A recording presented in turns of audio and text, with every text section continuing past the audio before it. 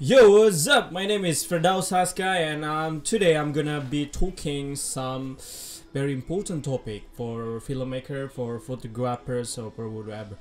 Actually, I wanna speaking in full English, but I cannot do that because basically I need to help Indonesian instead of whole the world, you know. So Indonesian who the most need this kind of story. Okay.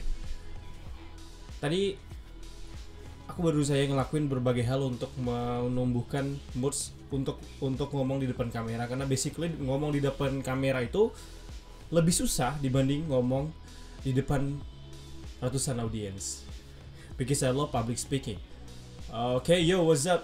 Oke, hari ini kita mau ngomongin 100 juta pertama saya dari kamera, dari what you call it, this is photography, videography, or whatever. Now I'm a cinematographer. So saya kadang ada keresahan yang terjadi gitu. Saya sering ngelihat, ya kan, pernah ngerasain gitu ketika bekerja, teman-teman punya pandangan bahwasanya fotografer, videografer, sinematografer itu bukan sebuah profesi yang memberikan apa ya, memberikan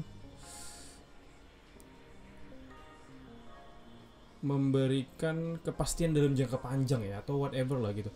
Jadi orang sering memandang rendah profesi ini gitu, dianggap tidak memberikan kepastian dalam masa depan gitu. Saya nggak setuju sih gitu. Apapun yang kita lakukan di dunia ini nggak ada yang pasti gitu. Di dunia usaha, lu mau jadi PNS, mau jadi karyawan gitu, anything can happen, can possibly happen. Yang terpenting diri kita sendiri gitu. Apakah kita terus belajar dan mengimprove kita gitu? Apakah lu mau memilih jalan yang lebih safe? Is up to you, it's everyone, but you have to respect anyone career or anyone choices gitu. Pernah satu ketika saya ngejob gitu, waktu itu saya ada pembuatan video di salah satu instansi pemerintah gitu, dan dengan gampangnya ada seorang yang bekerja di sana gitu, dia bilang gini ke saya, mau nggak ini apa, kita lagi ngomongin karir gitu, dan tiba-tiba dia bilang, cobalah ini lamar di sini, apply apa gitu, kalau PNS atau apa gitu. Terus saya pikir, jadi yang Anda pikir yang saya lakukan sekarang ini adalah bukan sebuah profesi, atau bukan sesuatu yang bisa membentuk masa depan saya gitu. Jadi kayaknya profesi seperti ini tidak dipandang begitu prestis, atau sesuatu yang bisa menopang hidup gitu. Itu saya sedih gitu. Walaupun kita di kota kecil seperti Tanjung Pinang, di Kepulauan Riau, di kota ini, sebenarnya pasarnya tetap ada gitu, walaupun kecil gitu ya.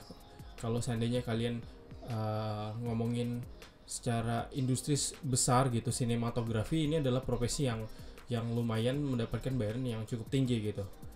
Tapi kan kalau di sini tujuan saya adalah ingin membuat para creator di daerah-daerah terpencil di Indonesia.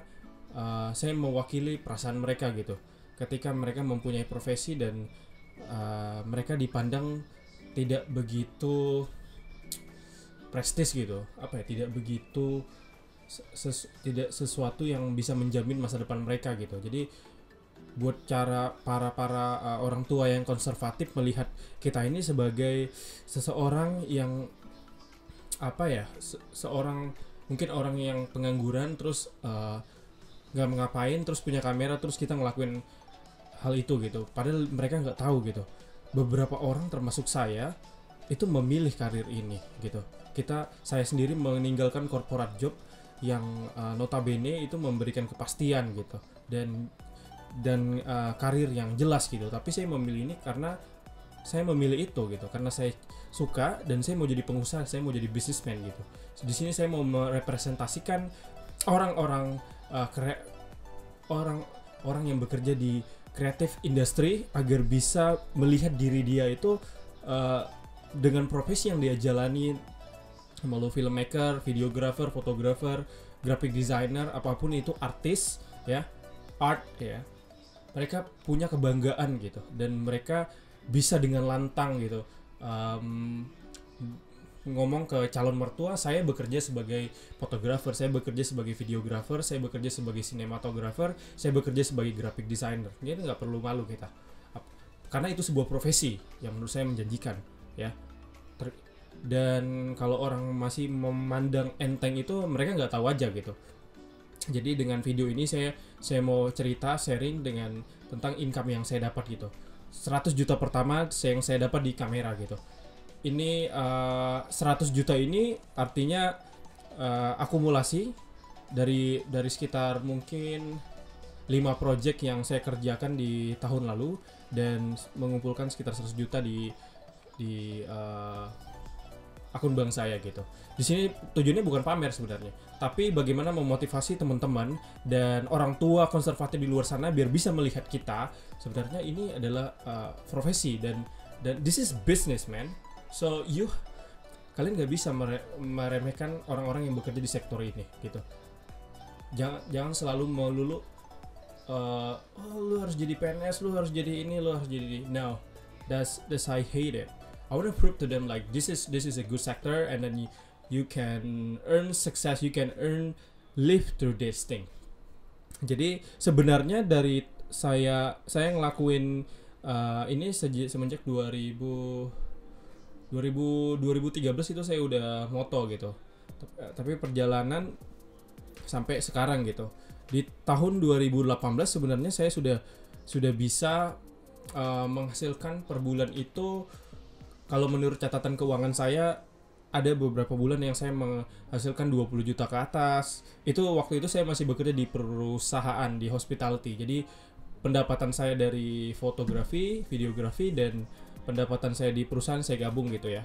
Let's say di korporat atau di perusahaan saya rata-rata per bulan dapat 7 sampai 8 juta, dan sisanya adalah dari fotografi. Di satu bulan itu saya pernah lihat catatan keuangan saya menunjukkan income 25 juta, 20 juta, 12 juta, dan yang paling terendah itu sekitar 10 jutaan lah gitu. Jadi up and down of course gitu. Karena basically saya running perusahaan, dan saya punya tim, dan saya juga bekerja gitu. Tapi sekarang di sini saya full time gitu. Ternyata income saya juga bertambah gitu, dan saya mungkin teman-teman yang menganggap 100 juta seperti impossible gitu. Karena kalau seandainya yang ngerjain wedding rata-rata misalnya, biasanya pasar yang rata-rata market itu menghasilkan di setiap wedding 2,5 juta gitu.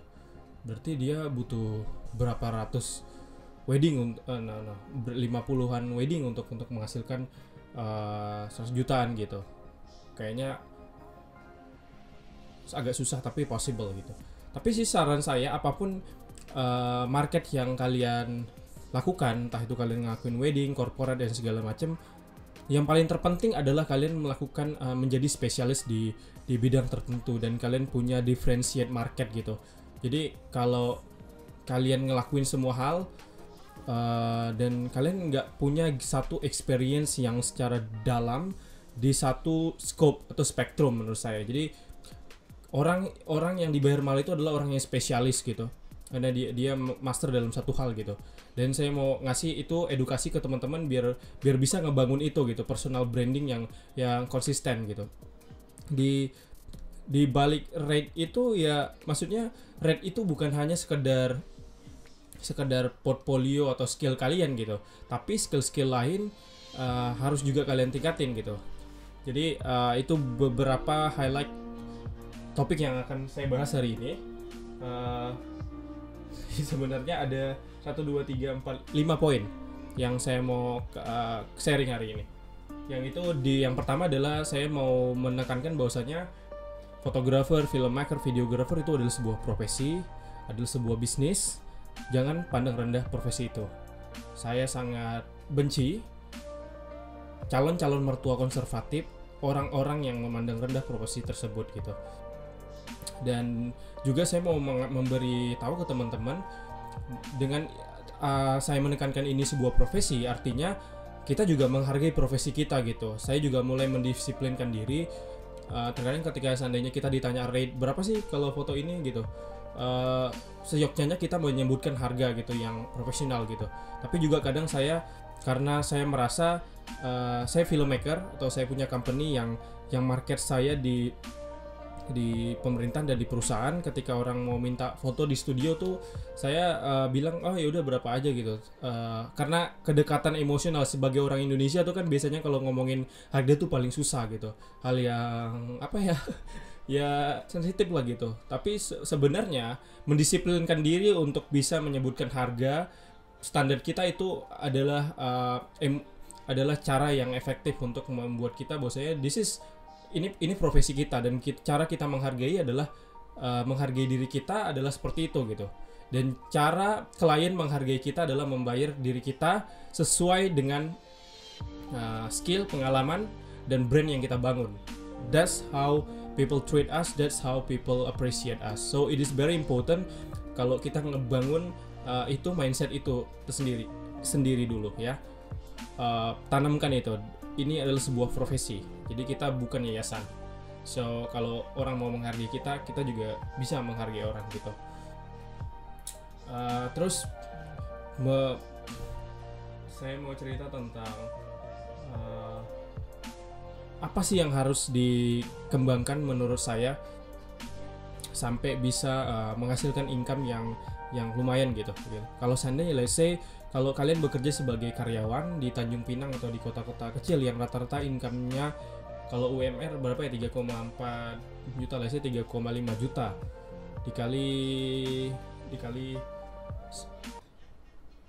tahun pun itu pendapatannya masih belum sampai 100 juta ya. Berapa?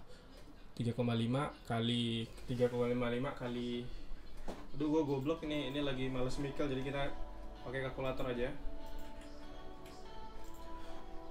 ya. Saya 3,5 juta dikali 12 sama dengan 42 juta, hanya 42 juta. Tapi saya ngerjain kemarin 5 project, saya bisa dapatkan income segitu gitu. Jadi di sini saya mau sharing bahwasanya kalian nggak bisa pandang rendah profesi ini. Ini adalah high income skill gitu. Dan proses kita sampai ke sini itu sulit gitu. Yang pertama ya kita harus belajar tentang semua technical kamera, dan itu butuh pengalaman di bidang technical, the skill gitu. Terus juga kita investasi alat di industri ini tidak murah gitu, dan mahal semuanya. Kamera puluhan juta ya. Kamera ada yang harga 30 juta, 20 juta, terus komputer. Ngebangun ini saya menghabiskan budget sekitar 32 jutaan ya totally. Setelah ganti alat, monitor segala macam. Jadi yang kita investasikan uang ke sini juga sebenarnya ratusan juta gitu. Dan ini kalian ngelihat ini sebagai mindsetnya adalah sebagai bisnis gitu. Jadi kita nggak bisa tidak bisa menghargai ini adalah sebuah bisnis gitu. Jadi kayak kemarin di perayaan Hari Buruh se-Indonesia ada orang yang upload di story, ada yang demo, terus di situ dihilangkan kayak tolong hapuskan harga kawan gitu. Menurut saya sih itu benar gitu, dan itu adalah curahan hati kita sebagai pelaku di kreatif industri gitu. Bahwasanya mindset ini yang sebenarnya ngerusak ekosistem bisnis kita gitu, dan kita mengalami setiap hari itu. Menurut saya di sini adalah mindsetnya sendiri yang harus dibangun gitu, mindset, dan kita harus disiplin gitu. Saya juga masih proses belajar gitu. Saya tidak sepenuhnya bisa sesaklek atau seperfect itu. Kadang kita butuh juga fleksibilitas dalam menjaga hubungan gitu antara klien gitu. Jadi selagi kita bisa dibayar secara profesional, kita ambil proyeknya. Tapi kalau seandainya mereka sebagai pemerintahan, sebagai brand, sebagai institusi tidak bisa menghargai profesi kita, ya leave it, just leave it, don't take it. And then poin selanjutnya adalah ketika teman-teman terjun di industri ini, kalian juga harus belajar mengenai self development, tentang pengembangan diri. Ini adalah buku-buku yang saya baca. Mungkin saya lemari ini ada puluhan buku yang saya baca tentang pengembangan diri. Kenapa sih pengembangan diri penting? Karena kalian sebagai creative industry tidak hanya fokus ke technical aspek gitu. Misalnya sebagai sinematografer atau videographer, kita belajar tentang teknis kamera, bagaimana lighting, bagaimana sound, bagaimana membangun cerita. Tetapi kalau kita nggak belajar personal development seperti communication skill, bagaimana berbicara dengan klien, bagaimana cara negosiasi, bagaimana marketing dan sales, bisnis kita akan susah sustainable ke depannya. Karena itu juga hal yang penting gitu. Let's say menurut saya pribadi harus dibalancekan lah. Mungkin 60% di bidang technical, kita spesialis, kita jago gitu, kita bisa bikin produksi video yang bagus. Tetapi 40% lainnya kita harus punya skill soft skill tersebut gitu. Soft skill kalau yang 60% tadi adalah hard skill gitu. Kalau teman-teman melupakan ini, teman-teman hanya sebagai saya bilang hanya sebagai artis atau orang yang bekerja gitu. Kalian hanya punya pekerjaan, kalian bukan punya bisnis gitu. Tapi saya melihat aspek ini adalah this is business and this is my profession. Kalau mau sustainable ke depannya, ya mau nggak mau lo harus evolve, lo harus berkembang gitu, dan kita harus belajar tentang personal development. Jadi personal development juga yang membantu saya untuk meningkatkan income dan tentunya juga kebahagiaan gitu. Jadi personal development ini bukan melulu tentang finansial, tentang uang gitu, tapi juga bagaimana kita menjadi lebih enjoy dalam menjalankan karir kita gitu, tentang well-being gitu, kesejahteraan gitu kan.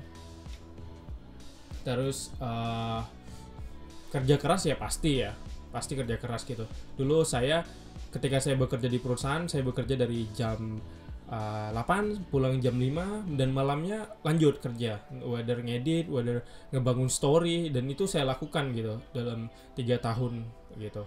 Jadi akan selalu ada up and down. Tetapi ketika kalian belajar personal development, kalian bisa membalancekan itu sehingga kalian bisa menikmati apa yang kalian lakukan. Kalau seandainya kita disibukkan dengan rutinitas terus-menerus itu aja, kita akan boring gitu, akan susah gitu. So buat saya itu aja. Kita recap kembali. Yang pertama, kita harus menghargai profesi kita sebagai fotografer, videografer, sinematografer, atau graphic designer di creative industry ini. Dan ketika kalian mau membuat orang menghargai kalian harus bisa menghargai diri sendiri dulu.